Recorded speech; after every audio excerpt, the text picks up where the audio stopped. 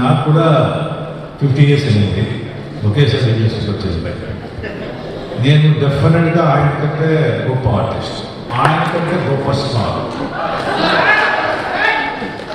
ఆయన ఓన్లీ ఆంధ్ర తెలంగాణ, నేను ఆంధ్ర తెలంగాణ కర్ణాటక బెంగళూరు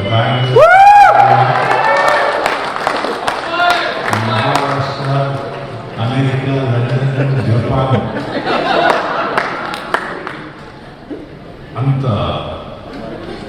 పేరు అంత ఖ్యాతి, కానీ ఇంత ఫ్రెండ్స్ మనిషి గురించి తెలియవాలి, కాన్స్టెంట్ కాంటాక్ట్ ఉండాలి, వాళ్ళు మంచి చదువులు వచ్చి మా వచ్చి పార్టిసిపేట్ చేసుకోవాలి. అది ఆ మోహన్ బాబుతో ఉంది.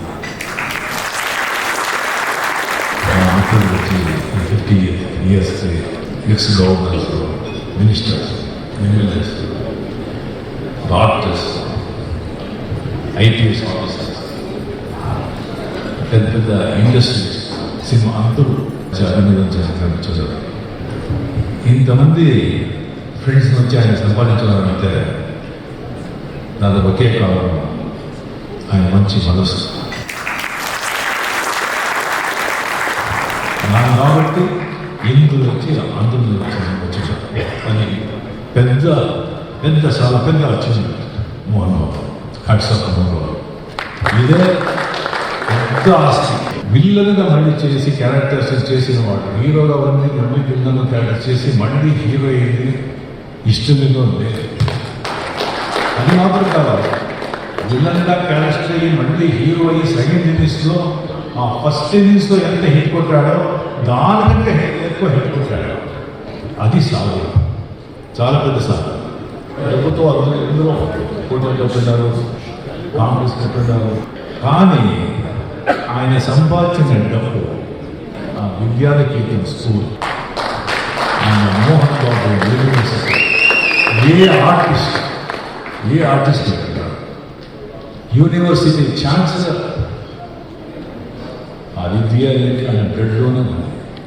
ఫాదర్ టీచర్, ఈ నుంచి డ్రిల్ మాస్టర్, అది కానీ విద్యానికేతన్ ఛాన్సలర్ అంటే దానికి వచ్చి ఎంత కష్టపడ్డాడు, ఏమని చేశాడు అనేది కళ్ళాలో చూసి మనకు తెలుసు. అండ్ మోహన్ బాబు లాగా ఫిజికలీ, ఫైనాన్షియలీ, ఎమోషనలీ కష్టపడిన మనిషి నేను ఇంతవరకు ఎవరికి చూడలేదు. ఈవెన్ క్యారెక్టర్ అసాసినేషన్ అదంతా వచ్చి ఫేస్ చేసి ఇంకా హీరో కదా, అదే పెద్ద పెద్ద అచీవ్మెంట్. మాతా పిత గురు దేవో, ఇంకా మిత్రుడు యాడ్ చేసుకోవాలి. రెండు మాత్రం ఎప్పుడు నీతోనే ఉంటాడు, నీతోనే కావాలి. నువ్వు ఎంత పెద్ద మనిషి విసిరే పద్ధతి ఏంట్రా బాగున్నారా అని ఆ ఏం వచ్చేసి మాట్లాడుతూ ఆ సంతోషం ఎంత పోటీ ఎన్ని ఇస్తే కూడా దొరకదు. నాకు ఎన్నో టెన్షన్ అవుతా నేను బాబు ఫోన్ చేశాను. చేసి జస్ట్ ఒక 10-15 మాట్లాడితే స్ట్రెస్ బస్ట్ ఫుల్గా మైండ్ అంతా రిలాక్స్ అయిపోతుంది. సో అలాగా మోహన్ బాబు గురించి మాట్లాడుతూనే ఉండొచ్చు. వైస్ ప్రెసిడెంట్ చెప్పినట్టు నువ్వు ఆల్రెడీ హ్యాపీగా మాట్లాడుతున్నావు, కష్టపడేది చాలు, ఆ దేవుడే ఇక్కడ కష్టం ఇవ్వడు. డెఫినెట్గా నువ్వు సంతోషంగా ఉంటావు, నేను దేవుడు ప్రార్థిస్తుంటాను. Thank you.